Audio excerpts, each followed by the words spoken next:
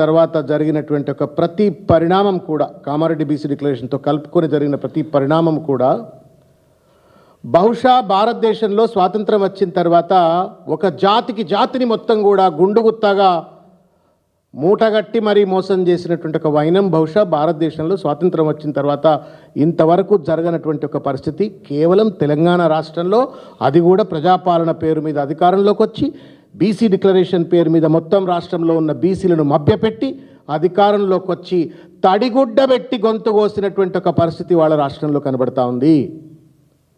చారిత్రాత్మకమైనటువంటి ఒక మోసం ఇది, historical injustice, historical betrayal.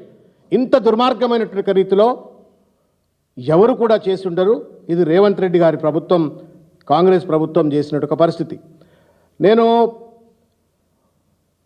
Revanth Reddy గారు, ఈ క్యాబినెట్, ఈ ప్రభుత్వం అంతా కూడా ప్రజా కోర్టులో శిక్షార్హులు,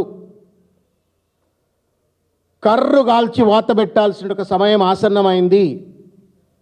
ఒకవేళ ఇవాళ గనక 42% రిజర్వేషన్లు ఇవ్వట్లేరు అని చెప్పని సాయి ఈశ్వరాచారి ఆత్మహత్య చేసుకోవడానికి సంసిద్ధమైనటువంటి ఒక మన జాతి కోసం సంసిద్ధమైతే, కనీసం ఓటు రూపంలోనో లేకపోతే మాట రూపంలోనో కర్రుగాల్చి బీసీలు గనక ఈ ప్రభుత్వానికి వాత పెట్టకపోయినట్టయితే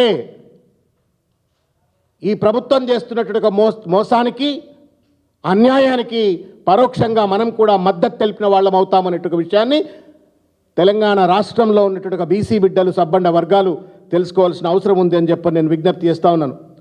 మిత్రులారా, ఒక్క మాట 2 మాటల బీసీ డిక్లరేషన్లో